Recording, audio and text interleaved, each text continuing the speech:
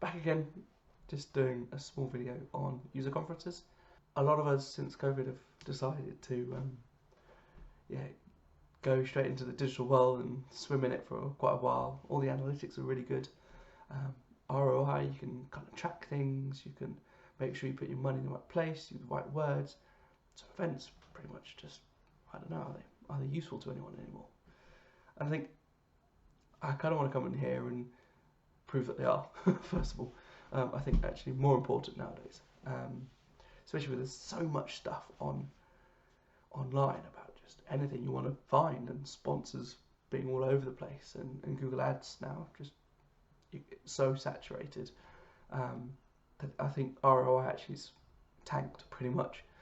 And so with all that kind of in mind, how do we as a small business do user conferences where people want to trust a brand, or trust people, trust the experience that that brand is giving, and if it aligns with what they're wanting to do as well.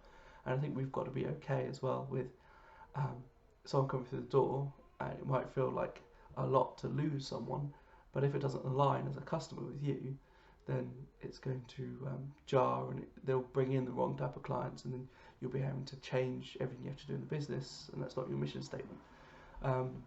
So I think thinking carefully about obviously avatar, which you do anyway for marketing. I think for events specifically, we need to think about how do we use a user conference to connect the right people together, i.e. you and your ideal person, ideal character, ideal all those things. So I think about that very carefully in terms of who that is. And I think a user conference at the early stages can be 15 people in a room. Pick a nice restaurant or a bar or whatever. I think Daniel Beasley puts it really well. You know, you can get a dinner of all the best buyers and kind of do a mini speech about things, and kind of just show who you are. I think fundamentally a lot of people look at the massive conferences and they're great, massive amount of production, you know, lots of organising, and that's what we thrive on and do. But I think for the smaller companies, I kind of want to focus on you guys today and kind of give you some tips to help you max out your events. Obviously, the first thing you need to know is that they are, on the face value, expensive. When building a strategy, I think it's quite easy to see that ROI is quite big with events. So let's specifically talk about a user event. So obviously you're stepping through your product or software most of the time with tech, and showing it key elements. I think presentationally wise, I think you want to keep it short and succinct so it feels like it's really easy to use, it's going to solve their problems. And what your whole aim is to say to the audience, to your clients, to your future prospective people who will be using this, you know, this will solve a lot of your problems. And I think we forget that quite quickly. We like all the benefits to us, you know, how we can make it, you know, this, that, and the other feature, and we're quite quick to talk about features rather than benefits. And I think with a user conference, you really have to specifically be about the user. But funny in the name. So when we look at a user conference in its totality for a small company, just a small screen with some key bullet points on how it's going to help them get clients, so how you're going to help your clients to get clients, or how they're going to satisfy the customers even further, or especially in the UK with our taxes and everything else, how can we make a team more efficient? Can we use a smaller team to do the same job as a bigger team? All these kind of key points that are pain points to company directors, or definitely C-suite, who are always trying to look to make the business more efficient, create SOPs, or something like that. How is your software going to really help them deliver and transform their company to then deliver even better to their customers and ideal clients? So I know it's obvious, but think about it in that sense. I think give your client a reason to go up. Because I went with you, I actually am getting more clients because I'm using your software. We're seeing an upturn on revenue. And I think in general, that's what we're trying to do in marketing, but in event marketing specifically, especially user conferences, our thing is to make sure that the user, the person actually using the product, feels like it's the best market fit for what they're doing. Now, the people in the room may not be the C-suite, may not be the decision makers, but I think it's very key. There's a book called, I think it's called B2B Selling by Jim Irwin, and it's very good because it highlights how we can go through these channels of selling to multiple people inside of one business for them to then be a champion on high ticket sales in buying a product.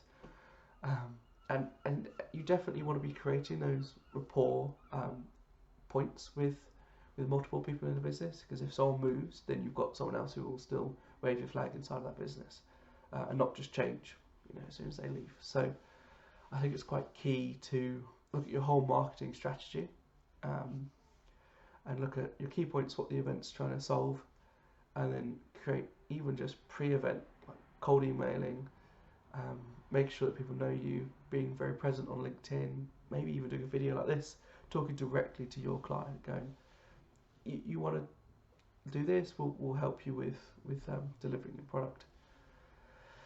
So I think that's kind of my first point. The second point I like to make with user conference for tech companies is that you really got to nail your niche that you're looking after. I think there's quite a few, especially in the SaaS world, it's kind of like, oh, we solved this problem, and unfortunately, when you say you solve this problem that's quite wide, you're going to get multiple people in the room who are all in different sectors of the market. You can have one person in pharma tech, you can have one person in ed tech, and so on and so forth. And I think the problem is as soon as they all come into the same room, they kind of go, is this for me? Because there's a lot of people who are not like me in this room. And I think that's quite a key point as well. So yeah, focus on your avatar, who's that going to be, and really try and get people in the room who are similar. Once they're in the room, obviously it's much easier to sell as well for you. So you can obviously make one pitch deck rather than doing a very generic pitch deck. You can talk specifically to their problems and issues and needs.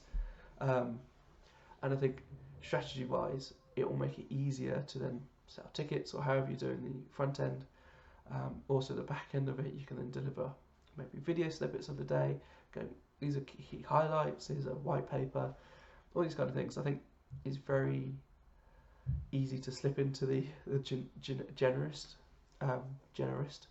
view of the whole thing. It's quite easy to slip in this kind of generic view of supplying many sectors, and that will come.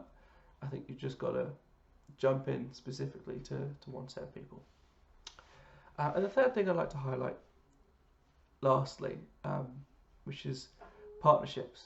Now, it might seem a bit of a strange angle, but there are obviously people out there who are not even connected to the tech world who still want to be partnering with people who may pass some clients and this, that, and the other. So I think when I'm going to a client who's doing an event, maybe on a smaller scale, saying, great, cool, you'd have massive budget, but let's look at a venue who may have meeting facilities and they're really geared towards your type of client.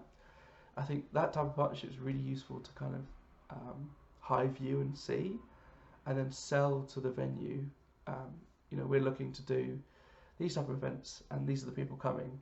Would you be interested in helping us out? I know it's not lots of money, but is there a way of negotiating maybe 3-4 deals on the table? Maybe there's a way of negotiating 3-4 events and saying we want them over a year, one per quarter or whatever it is, and we'd love to use you, etc. And kind of using that partnership model. I think we quite quickly, especially in the tech world, get isolated from each other. So I think, think about partnerships, think about how you're going to do that. Hope this was useful. I'm Joss, I run the founder of Bevec. Hope this was useful. I'm Joss, I'm the founder of Bevec. We are an award-winning event agency based in the UK, but we're now reaching global with our new SWAS software. So if you have any questions, pop our main email, any questions you have, and we'll try and get back to you. See you later.